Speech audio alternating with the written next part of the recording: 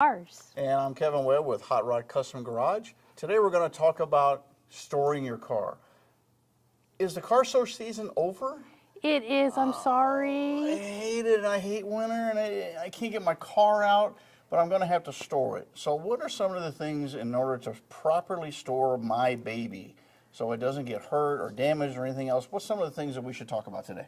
How you're going to store it, what you need to do to store it, Okay. get it prepared, and then possibly looking into getting it ready for next car show season. Oh, cool. I can't wait. So before we store it, what's one of the things that we want to do first? Take one last picture. Of course, yeah, that's always a good idea. And with insurance and things like that, it's always a good idea to take a good recent picture and all that. That's a great idea. So other than that, what else should we do? So the first thing is really looking at the location of where you're going to store it. You want it in a dark place, enclosed. Temperature controlled? Preferred. Yes. Preferred temperature controlled, but not too small where you can't get in and out of the car. Right. So you really want to be mindful of that. I got a buddy that's got a barn that's got like dirt floors. Is that going to work? Not He's really. really cheap though. Glad you have a friend, but we definitely want it to be one. concrete. Right, okay. And the reason that we want to do concrete is what? And especially if it's climate control, what's the one thing we're always fighting with storage? Moisture. Moisture. That's the very worst thing on our classic cars is moisture. And if you don't have a climate controlled, you'll find that when we have extreme temperature switches or changes, what do you notice in your garage sometimes on the floor? It's still that wonderful moisture, It'll the get wet. dew. It'll already get wet, and that moisture comes up to the bottom of the car. And I've seen classic cars that were stored for 20, 30 years, and they, the barn finds or whatever, and they pull them out and they go, why is the whole bottom of the car rusted? That's why. Because, again, temperature control is extremely important. So in regard to storage, when I'm storing my car, hopefully in a climate-controlled area, does Gateway Classic Cars store cars? Yes, we do. We actually have selected showrooms that can provide the storage. So just go ahead and call your local showroom to confirm that they have space. Very cool. Thanks. So what is something else that I can do for my car before I put it away for the winter? Same thing that we do to ourselves. You got to give it a good wash and a good wax. That's right. You want to make that baby shine. Yep, and get all the dirt off of it and things like that. It's a good idea to clean the windows. A lot of people are now looking at ceramic coatings. There's a lot of really good, all these companies that make some really, really good products that protect your paint. And it makes it a little bit easier when you're ready to pull it out in the spring or whenever you get that really nice winter day that you want to get the car out. It's already cleaned up, ready to go. Mm-hmm. Now, what else? If I get the car all washed and cleaned up, what's one of the things that I really want to protect it? What I need what? Well, the other thing is you got to fill the gas tank. Why do you fill a gas tank up? You know how much gas costs these days? Now, why do I want to fill a gas tank?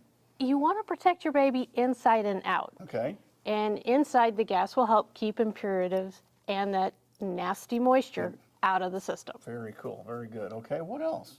So I've got the car all cleaned up. I got it washed. I got it waxed. I took my picture.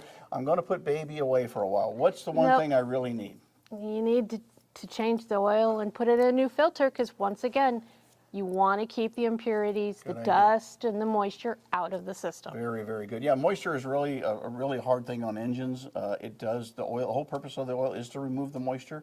And a lot of times people say, well, I'll just go out and start the car once a month or something like that. Well, the problem is if we don't reach the complete operating temperature, we actually create more moisture. So it's important that an oil and filter change, yes, absolutely. A lot of people use synthetic oils now in their classic cars, which is really good. Plus, I'm ready for car show season. I can just get in and go. Mm-hmm. What else? You still got to do the whole inside with antifreeze. You protect it, make sure the antifreeze is good. Okay. What else? What carries your baby? Your tires. You need to properly inflate it. Okay. Now, I get on the internet and I read a lot on the internet because everything on the internet's true. I've read on the internet that if I take my tires so they don't flat spot, I should add another 25 pounds to them. Is that a good idea? No, because you're overinflating, so you're stretching and you're going to destroy the tire. You want them at the proper inflation point. Okay, very good.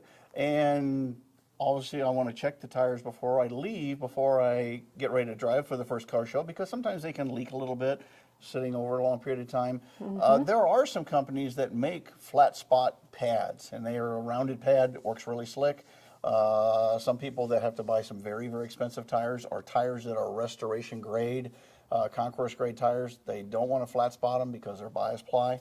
A company called Race Ramps makes a really cool little pad that goes underneath the tire, and it's round. So it holds the tire in that round position, so that really helps. It keeps them from flat spotting. But, you know, shouldn't I put the thing, oh, you know, matter of fact, I got it right here. Shouldn't I put them on blocks? No. No, I don't need to put them on No. blocks? Oh, No. okay. I always, again, I read on the internet that I should put them up on blocks. No. Yeah. No jack stands, nothing like No, that? Don't no. have to do that? Okay. No, you That's don't good. have to do that Okay. at all. Okay. Now, I've got everything done. I've got the oil change done. I washed it. I waxed it. I've taken it to the facility. What should I put on it to protect the paint?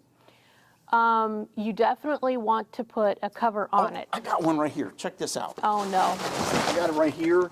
I got it at the hardware store. It was really, no? I love the thought, but that's just going to scratch the paint What? in the wet. Oh, Yeah. okay. So no plastic covers. No, it might be a great idea, but no no. blankets. No. No. Okay. All right. All No. right. All right. So, if I need a car cover,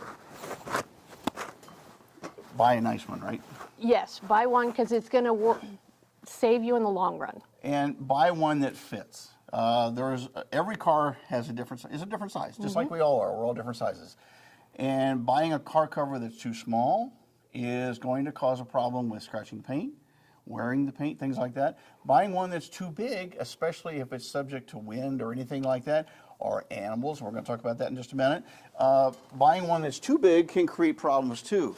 I will say that a lot of times, now here at Gateway Classic Cars, you guys sell cars, right? Yeah. And one of the coolest things about somebody buying their first classic car, muscle car, truck, is sometimes you're not sure what can I get them. I mean, it's kind of like a new baby in the family. I've always said Hallmark should have a set of cards, just greeting cards for congratulations on your new 32 Ford. But a car cover is a great gift. And if you're not sure what to get, look around on the internet. There's a lot of really, really good car companies out there that make great car covers that fit really, really well. And the thing is, again, we're caretakers of these cars. We're not going to keep them forever. Somebody is eventually going to buy the car. It's great to have a car cover with it because they know you've taken care of it. So I got a good cover on the car. I've got it in storage. I got it in climate control storage. Is there anything that can damage my car while it's sitting in storage? Oh, I can think of many things. Like what? We've got four-legged animals that What? just love, What? they love cars for homes. That's true. That's true. And a really nice car is a really nice home for mice, squirrels, rodents of any kind. So how can I prevent mice? That's the one big one. Oh, definitely make sure your windows are rolled up all the way. Okay. And brain fart. That's okay. Now, what about, now I've read on, again, you know me, I read the internet and everything on the internet is true. I read that you can put mothballs or you can put Irish Spring soap, sometimes dryer sheets. Does any of that stuff really work? It can work. Some could get lucky, some may not. There's just no 100% proof that it all works. And it's not a bad idea if you have a car that you know that has open areas in it to maybe put a piece of foam or something in there to kind of, you know, a mouse can go through a spot the size of a dime. So it's almost impossible to completely seal these cars. However, there is another thing that you may have seen at some of the shows. Matter of fact, I know you've had one here, is what's called a car capsule. And it's just a big bubble. And you roll the car in, you turn on a little air blower, and it blows up. Basically, it's like a big snow globe, which is kind of cool. Those are really good for keeping out rodents. So again, there's different ways to do that. And there's a company that's just been on the internet a little bit that's introducing some kind of new product that's supposed to repel mice. Great. You never know if it works or not, but I got to tell you, having worked on a lot of cars, it's heartbreaking when somebody gets their car and gets ready to go to the car show and it won't start, won't run, and they find out that somebody's had a buffet under their car. So you want to be kind of careful with that. What about, I want to make sure that the car, when I get ready to go to my first car show, that it starts. What should I do? Well, the one thing is you want to be either take the battery out before you store it, or you can place a battery tender on it to keep the battery fresh. And I got one right here. And one of the things about a battery tender, and this one's actually called battery tender, duh, and it works really, really good. I like the product. It's a great company. One of the things about a battery tender is they're designed to not overcharge the battery. And I know how guys are we kind of overdo things. I know, crazy, right? And we'll get this 500 amp battery charger and we'll hook it up, and before you know it, the battery's glowing. Well, we don't want that. We want to basically pulse the battery and just give it a little bit of voltage. And these things are great because they're automatic. Now, the other thing that you can do, where's my wire go?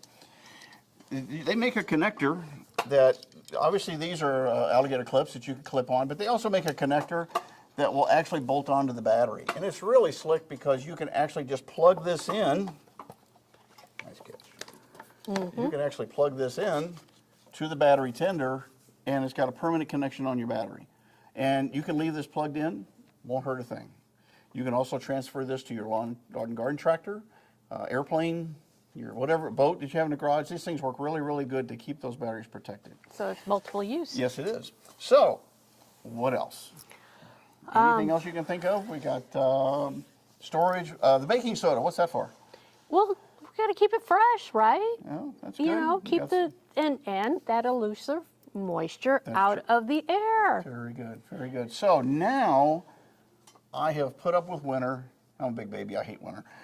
So I have survived the winter, and I'm ready to go to my first car show. I'm ready to go to what do you guys do here? You guys got some event you're doing here. What is that called? Yeah, we've got Caffeine and Chrome. It's the last Saturday of every month from January to October, from 9 to 12. And they do donuts too, don't Yes, they? we have donuts and of course the coffee. Right.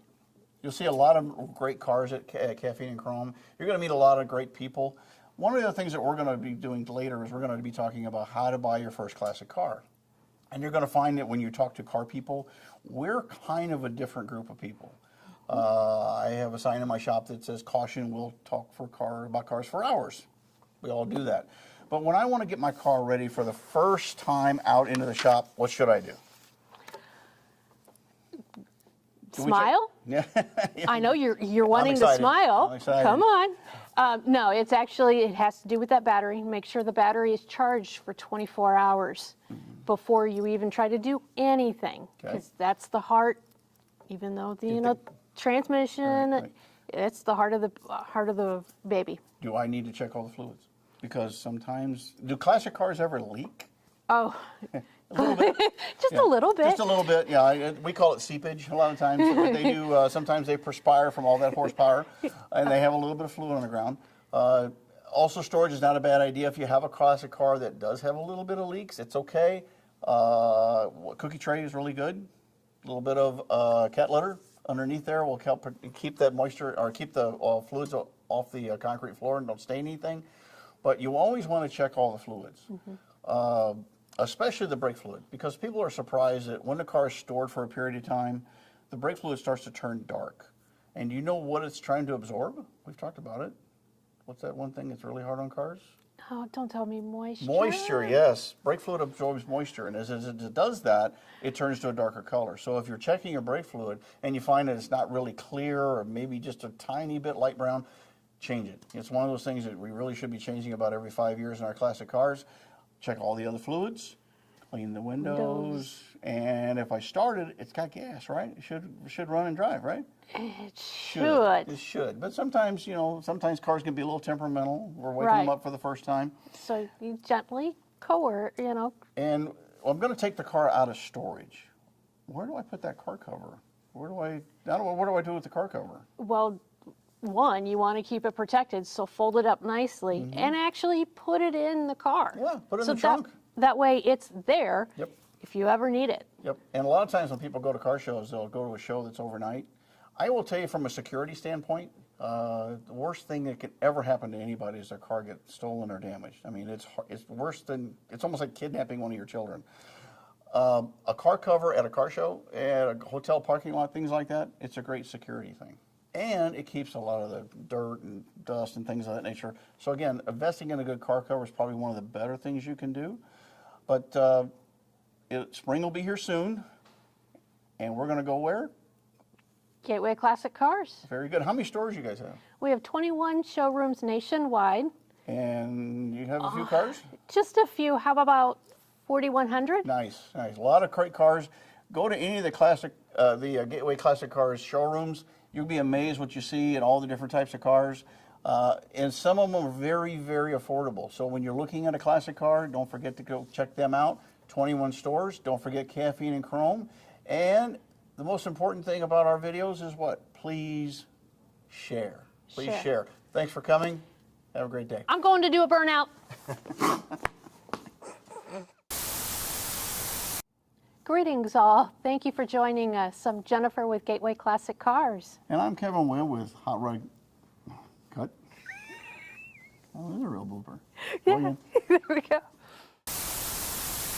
Greetings everyone. Welcome and thank you for joining us. I'm Jennifer with Gateway Classic Cars. And I'm Kevin with Hot Rod and Custom Garage. It's cold outside. It's winter. I can't drive my classic car. This sucks. Yes, it is. I hate winter. Sorry, we got to have it. All right, well, today we're going to talk about how to store your classic car.